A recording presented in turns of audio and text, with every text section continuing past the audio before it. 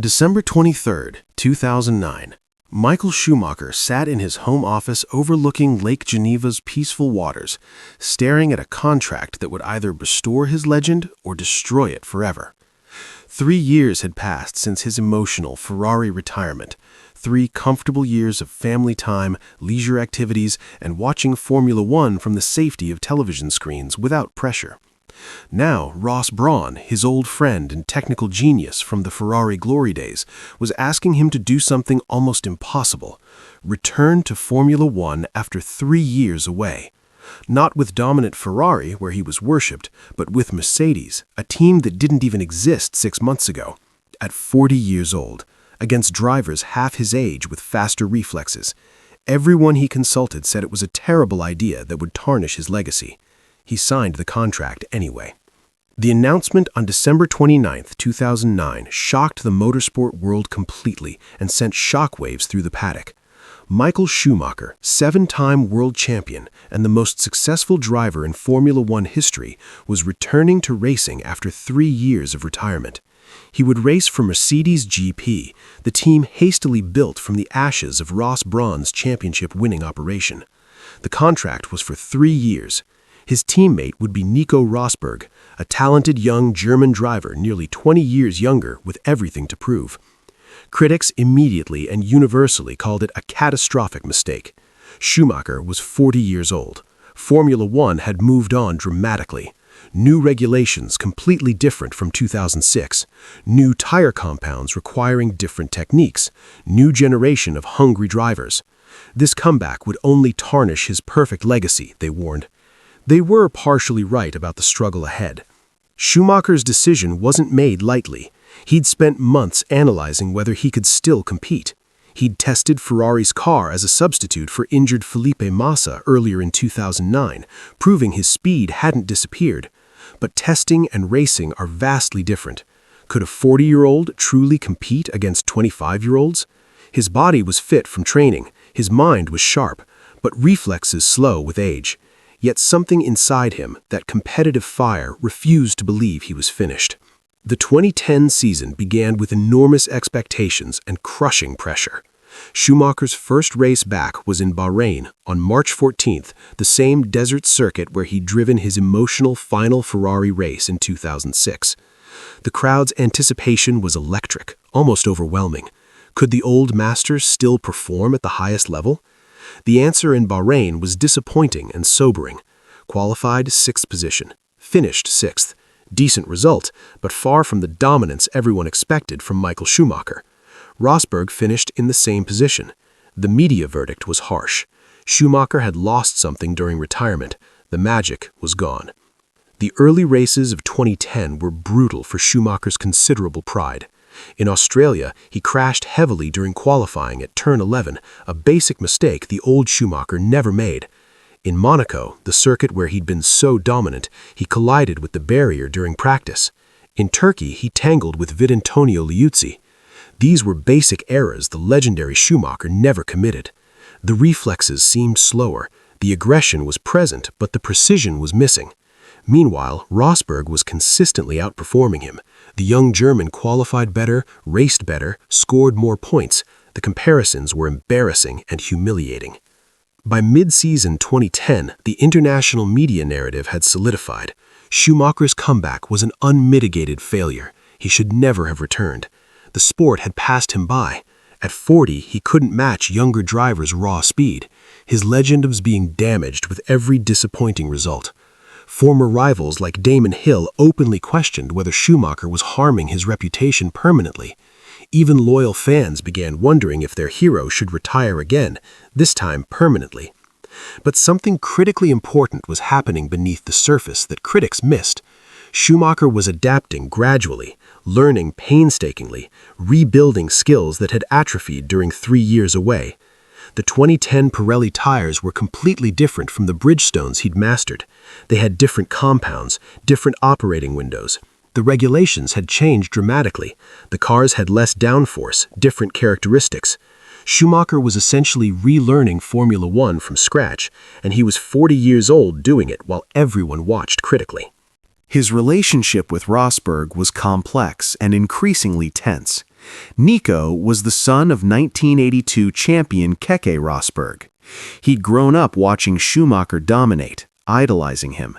Now he was beating his childhood hero consistently. The dynamic was awkward for both. Schumacher expected to lead the team naturally. Rosberg wanted to prove himself against the legend. Behind closed doors, Schumacher worked harder than ever. Hours in the simulator, studying footage of faster drivers, working with engineers late into nights. His physical training intensified, but the results remained frustratingly elusive. The gap to Rosberg wasn't enormous, typically 2 or 3 tenths in qualifying, but it was consistent and visible. The 2010 season ended with Schumacher 9th in the championship, a humiliating position for someone accustomed to titles. Rosberg finished 7th, clearly ahead. The comparison was stark. Schumacher had been beaten comprehensively. The statistics were damning. In qualifying, Rosberg had the advantage 13-6. In races, Rosberg scored more points, 142-72. The great Michael Schumacher was being publicly humiliated by a driver who'd never won a Grand Prix. The comeback looked like a terrible error. 2011 brought modest improvement but continued frustration. Schumacher found better form gradually, qualified more competitively, showed flashes of brilliance. In Canada, he ran competitively in the top 5 for much of the race. In Hungary, he defended against Lewis Hamilton with masterful racecraft that reminded everyone why he'd been champion. His defensive driving was vintage Schumacher, using every centimeter of track, forcing the younger driver to think carefully. But results remained elusive. Still no podium after 18 months, still behind Rosberg, still constant questions about whether he should continue. The psychological toll was immense and deeply personal. He had left Formula One in 2006 as its most successful driver ever, universally respected and feared.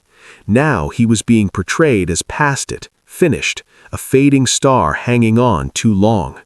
Comparisons to aging athletes were constant and painful.